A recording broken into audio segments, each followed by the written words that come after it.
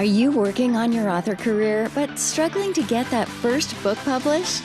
Does the goal of being an author seem too lofty? Or thoughts of having multiple books and making a full-time living are as fantastical as living in Cinderella's castle? Welcome to Discovered Wordsmiths, a podcast where aspiring authors can be heard.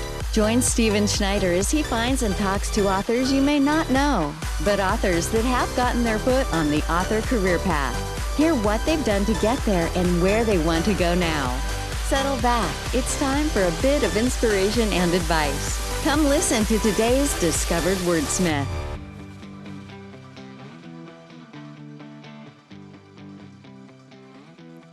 Today on the podcast, I want to welcome Chad Boyer. Chad writes military sci-fi with big robots, and that sounds great to me.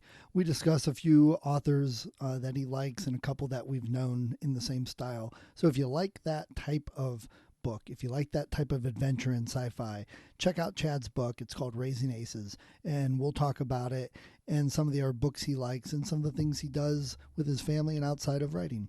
So please check out Chad's books, and if you enjoyed the podcast, go give us a review, give us some likes. It'll help others find us, help other readers discover the new authors and new books that I've been helping promote. Thank you. All right. Well, Chad, welcome today. How are you this morning or afternoon? Yeah. Great. I appreciate you taking some time to get on the podcast and talk to us. Before we get started with your book, tell us a little bit about who you are and a bit about your background and what you like to do besides writing. Yeah. So, Chad Boyer, grew up in California, did a short stint in the Air Force, which took me to the lovely state of Oklahoma. So that was awesome. And then also had a quick little loop around England for a year in education abroad. So that was cool. Right now I work a full-time job as a computer developer and, working in the healthcare industry. So business is booming, unfortunately. Yeah. So, What'd you do with computer development? Because that's what I do. so I'm a software developer they call us a full stack developer.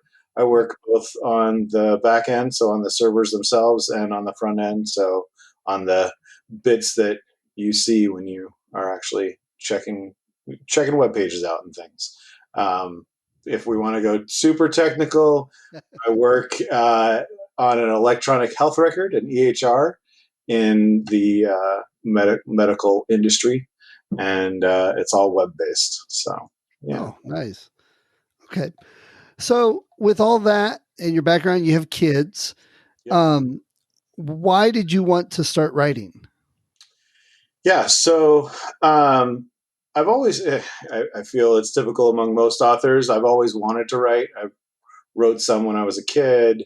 And I, maybe about, I don't know, back in 07, 08 or so, I took a creative writing course. And I mean, you usually have some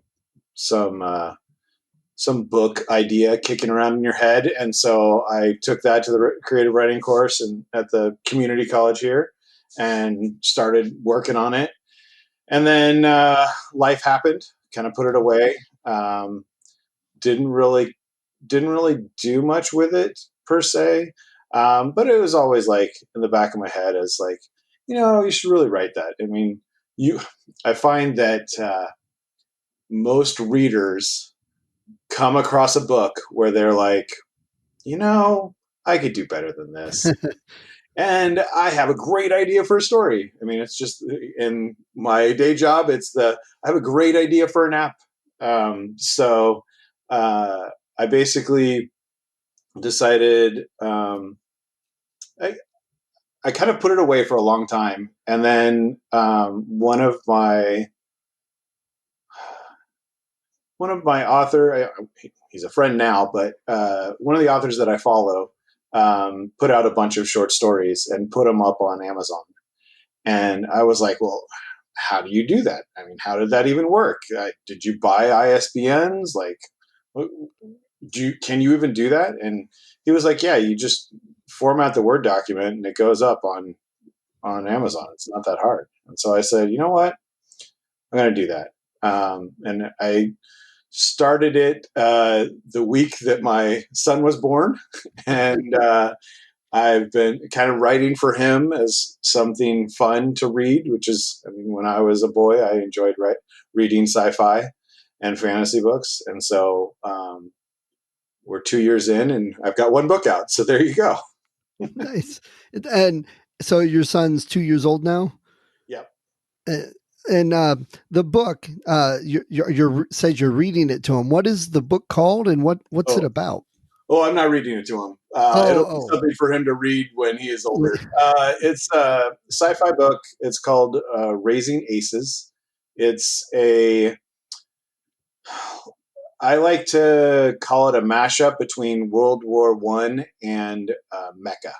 So it's giant robots, basically trying to pacify and take over the world. And the three heroes in the story are tasked by this AI who basically said, "Hey, the Imperials are coming back in about 15 years, and if we don't have a consolidated front, they're just going to take over. So let's make a consolidated front." And so that's the first story in the Aces series. And So, I know there's a lot of sub genres to sci-fi, and people get really dedicated to one subgenre. Would you say this is military or space opera yeah, or like hard sci-fi, or what would you say? yeah, we're definitely military. We're not hard sci-fi because if you start doing an actual check on big robots, it's not going to work. I really wish it would because they're cool, but unfortunately, they're not practical in any way, shape, or form.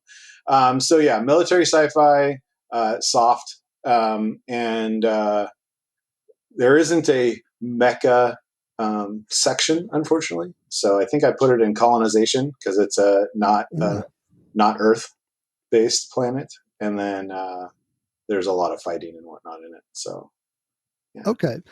So why I know we talked a little bit about what got you into writing, but this particular book, why did you choose to write a military sci-fi instead of something else? I really like military sci-fi. Okay. Read a bunch of it, and it's kind of like in my wheelhouse. And I did 4 years in the Air Force, so I kind of understand the military a little bit. I mean, granted, everybody who is in quote unquote real militaries, like the Marines or the Army, say that Air Force isn't that military like, but I dealt with the bureaucracy and I understand how it is from that side. So I felt I could write it and I like reading it. So that's where we picked it. And I would say there's a large number of my family that are Air Force, so Oh, nice. it's fine. Yeah. And what? And the book is out already. Book one. Yeah. Book one came out third week in November, November 23rd Okay. this year of last year. Oh, during Jay's Essential Gathering, right? It was during Jay's Essential Gathering. Yeah, we were all connected up, and I had published it. And in fact, one of the breakout sessions, one of the one of the co-authors there, one of the authors was like, "Hey, it's actually live right now," and I was like, "Awesome," because there's like 72-hour waiting time for Amazon to actually publish the book, which all new to me. Right. So, what are some things that you've learned writing this first book that you may be doing different with the second one, or some things you wish you had done different now that you know? Yeah, so there's a bunch. One is stick to one project all the way through. So I definitely, once I got done with the first book and I got it to the editor, I started on the second book and kept writing on the second book, even though the editor had gotten back the revisions to me. Um, because I was trying to keep my word count per day going. And it took me a while to realize really, if you just word count is word count, and revisions count as word count. So I basically just focused on one book, got it done, because there's definitely, whenever you hit any kind of hard spot in the novel, you're always like, ooh, there's a shiny thing over there that I'd rather be writing about. Right. And there's always a point of your writing that you like a lot, and there's points that you don't like. And if you hit the points that you don't like, it's very easy to be like, oh, I'll do the other stuff, you know? So I think lesson learned is stay focused and keep on a project until it's done. Okay. And I know you said you like sci-fi military, and that's why you wrote. That's great. Have you had many people reading it and giving you feedback? What have some of the other readers Well, said? as most often you get with your first book, you get all of your friends and family uh, checking it out, and so far nobody has said it's horrible, which I mean could be them just being nice. But the nice thing that many of them have said is they're waiting for the next book, so that's good. And then it's funny because you write some amazing scenes and you think they're just the best scenes ever, and the feedback that I get from the readers is, yeah, this over throwaway scene that is this really small thing, it was really amazing and I liked it a lot. Or this little paragraph was hilarious, or this line is great. And I was like, yeah, but those aren't the best ones that I did. Go on, there's better. What about this? No, okay. And so you just have to be like, thank you, and just remember that I have a little file uh, that I'm keeping track of those things so I can make sure I do them again in the next book. That's great. Hopefully, your file doesn't get so big that you feel like you can't get it all in. Oh, I right now that is not the problem. All right. So the next book, book two, you've been working on it. When's that expected to come out? So the goal right now, what I've got on the calendar is the end of April. The last day in April is the goal for that one. But I haven't been so brave as to put it as an Amazon pre-order. But that's the goal currently. Yeah, well, I've heard it probably isn't the best idea to do a pre-order if you don't have it 100% done and if you don't have too much of a following yet. So you're Right. probably the right choice. Exactly. And then book three at my plan is November. So looking at Wow. What? six. So you feel you've learned quite a bit that you're able to get book 2 and 3 out a lot quicker? Yeah. Yeah. There's definitely scheduling issues that have occurred in the past, and making sure that I write every day, and then just working in terms of planning out how long it's gonna take me to draft, and then how long it's gonna take me to revise. Um, I basically took the revision time of the last novel. I trimmed it down a little bit, but by using that, I kind of planned out this year, and my goal is two more books this year, and so that's the goal. Nice. Um, so a little bit off of your book, but as an author, just about every author I talk to likes to read. What are some of your favorite books that you've read growing up or as an adult before you wrote your book? Yeah. So, I mean, there's so many, right? Really like pretty much all of Neil Stephenson's stuff.